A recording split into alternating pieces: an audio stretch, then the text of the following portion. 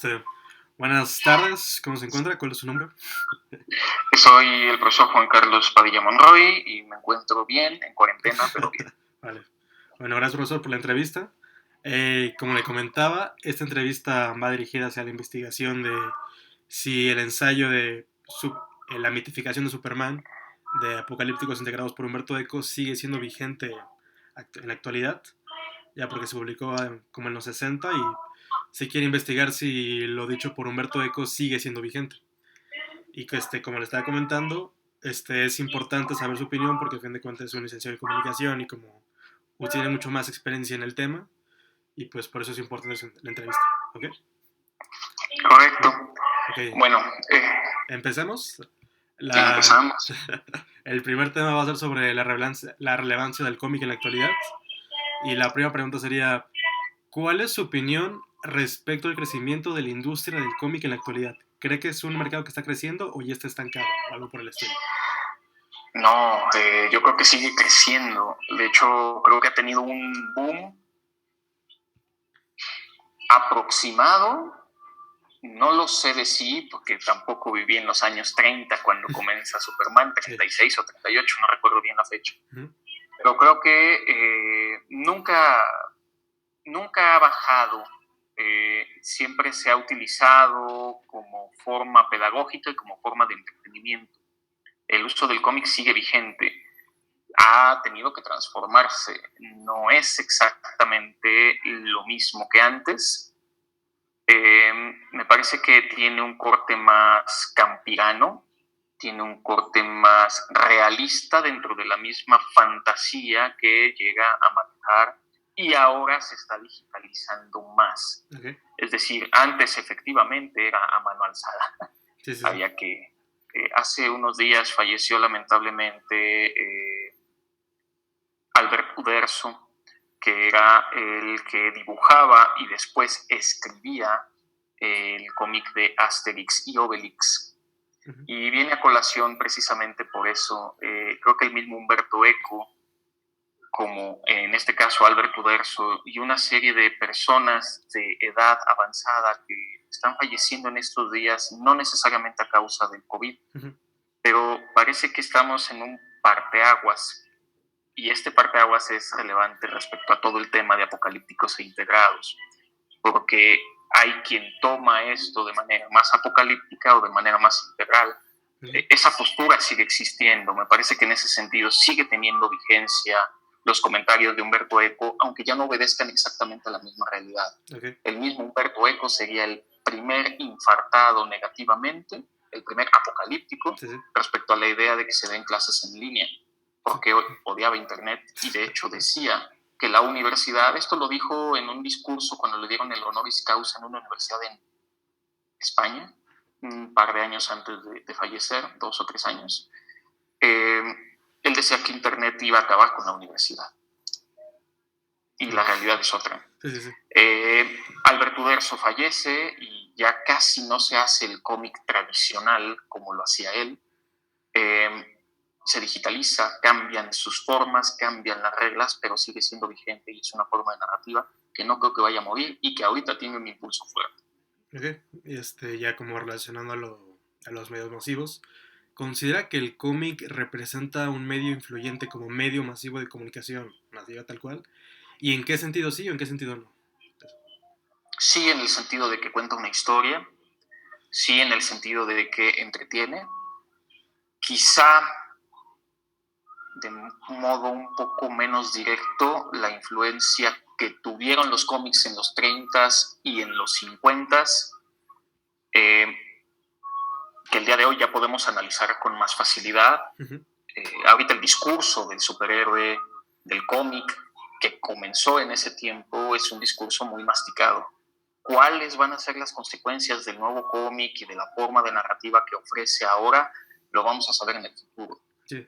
Sí va a tenerla, sí la tiene, no de modo indirecto, más bien de modo indirecto y a largo plazo. Hablando de efectos de los medios de comunicación, el efecto del cómic como narrativa solo se va a poder ver a través del tiempo. Sí, de acuerdo. Y ya como tercera pregunta del tema del cómic en la actualidad, ¿cree que las historietas gráficas tienen el potencial para narrar historias profundas? Y si es así, ¿cuáles cree que serían las mayores exponentes de estos ejemplos de novelas gráficas? A ver, la respuesta es sí. Eh, Ahora estoy pensando, a ver, inmediatamente me viene a la mente V de Venganza. Uh-huh. Creo que es un cómic más profundo, no tan,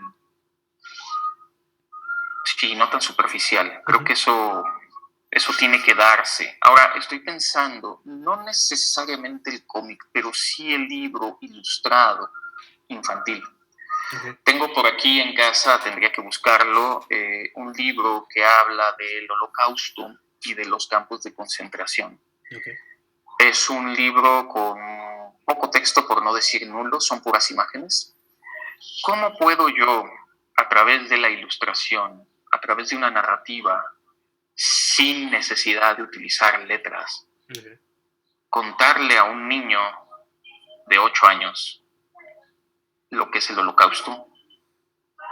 Estoy pensando en libros infantiles, Okay. quizás no tanto en el cómic, pero es que el cómic está dirigido más a un público joven, adolescente y adulto supuestamente. El caso del libro para niños es muy difícil, de hecho me parece un reto incluso mayor, precisamente porque muchas historias no se cuentan desde lo escrito, sino desde solo la imagen. Sí, sí. Ahora, ya en el caso del cómic, sí, a veces se pierde la historia, pero que se pueden alcanzar profundidades, es real. Yo no soy un gran lector de cómic, Okay. pero sí podemos ver, sobre todo es que insisto, sobre todo en la investigación que ya se hizo de cómics anteriores. O sea, Sí, sí. ¿Quieres entender cómo es un niño americano? Tienes que ver Charlie Brown, lo dice el mismo Humberto Eco. ¿Quieres conocer cómo es la historia de Roma? Lee Asterix y Obelix, pero tómalo con reserva. Creo que lo más contemporáneo sería este de V de Venganza, que es de los que sí comprendo bien. Uh-huh. Porque también hay otros que no. Hay otros que cuentan historias demasiado burdas, cualquier libro vaquero, y no por eso deja de tener su narrativa y su utilidad de, digamos, de entretenimiento.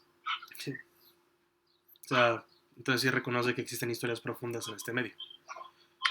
Sí, no voy a decir que sean el mayor número. Uh-huh. De hecho, deben ser pocas, pero sí, por supuesto que existen. Ya. Y ahorita ya como pasando a la vigencia de Superman, en la actualidad, desde su punto de vista, ¿cuál es la imagen o percepción popular de Superman dentro de la cultura popular? A ver, creo que está cambiando un poco.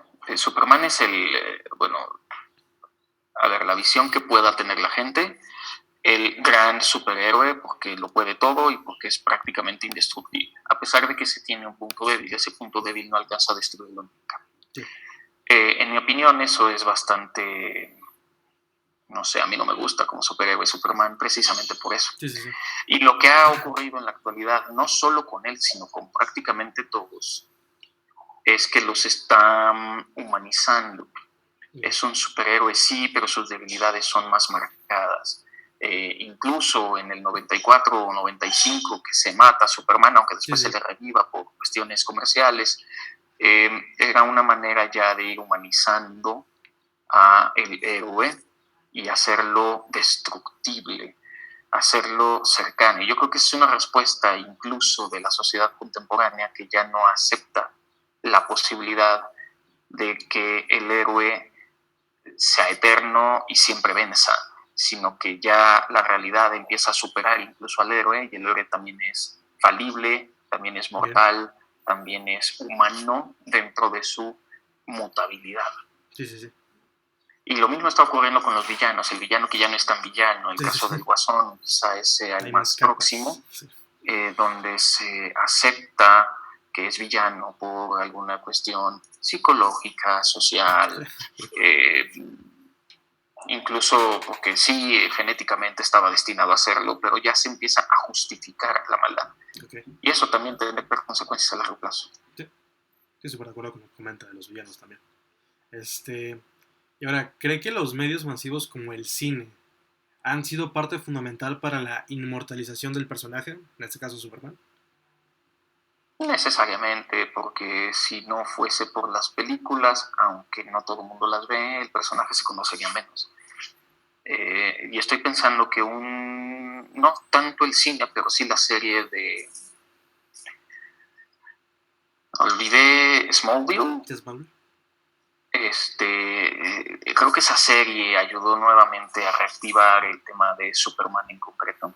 Uh-huh. Pero claramente se han hecho remakes de las películas constantemente y ahorita hay un boom que comenzó en principios de la década de los 10 uh-huh. y hasta ahorita todavía, 2018 me parece, todavía los cómics Marvel particularmente hizo un trabajo brutal sí.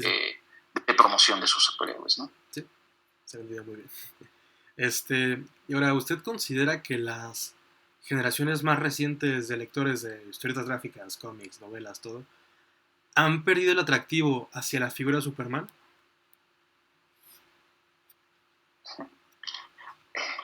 El atractivo como héroe, ajá, como... sí. Sí, yo creo que ya lo sienten viejo. El atractivo como modelo no. Okay. Porque finalmente sigue siendo atrayente y comercial. Creo que ahora, cuando uno le dice a la gente cuál es el primer superhéroe que viene a la mente, antes podía ser Superman, ahora no necesariamente. Okay. Habría que hacer el experimento. Sí, sí. De hecho es un buen punto. ¿Cree que Superman es un personaje que se ha estancado, como lo decíamos anteriormente? Creo que por momentos sí, pero sigue avanzando. Okay. No se ha detenido, aunque ciertamente no es tan importante como lo fue. Ya. Y ya para finalizar con preguntas solamente de Superman, ¿considera que las historias de Superman han sabido adaptarse al contexto social o político en que se encuentran? Sí, por conveniencia comercial incluso. Okay. Y sí se ha sabido adaptar, sí. Esta película de Batman contra Superman creo que lo hace bien. Okay. Sobre todo en ese ejemplo. Justamente por esa humanización y esa politización de los personajes y los criterios éticos que puedan tratar de humanizar a los personajes. Uh-huh. Y ya como últimas dos preguntas que ya van relacionadas completamente al texto de Apocalípticos Integrados. Humberto Eco realizó varias posturas estructuralistas, relacionadas normalmente con la idea de varias figuras de la antigüedad, como de la antigüedad Grecia, en la que, como Hércules, todo esto, y cómo pueden hacer un paralelismo con los superhéroes que son representados en las historietas gráficas, al momento de idealizarlos generalmente. ¿Considera que Superman es un ejemplo de esta idea?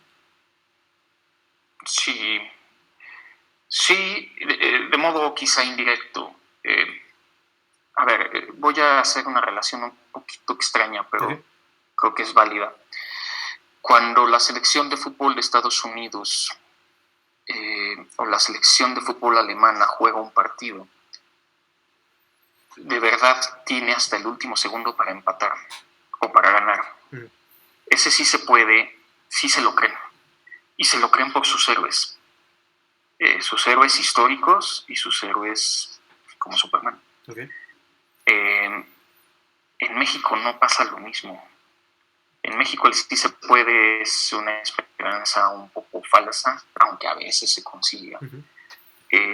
No se la cree. En ese sentido, el Chicharito Hernández tenía razón cuando decía, pues es que en México no lo creemos, mientras no lo creamos no vamos a lograrlo. Porque la cultura popular de la que habla Humberto Eco, Apocalípticos e Integrados, está profundamente enraizada en el imaginario colectivo norteamericano. Uh-huh. Como lo está en otros héroes, en otras nacionalidades, pero no todas las nacionalidades tienen ese ímpetu y esa manera de reflejarlo. Yo lo veo en el fútbol, pero no solo ocurre en el fútbol. Sí, sí. Y para finalizar ya la entrevista, otro factor importante del que habla Eco es la mitificación de Superman. Esto de de que trascienda el personaje. Con esto hago una referencia a la mitificación de los personajes bíblicos, ya sea Jesús, Buda, todo. ¿Cree que Superman alcance o ya haya alcanzado el estándar de ser un personaje mitificado?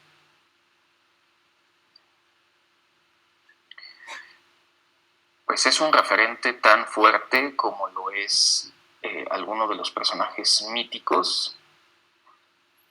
Sí, yo creo que sí. Vaya, no para toda la gente. Uh-huh.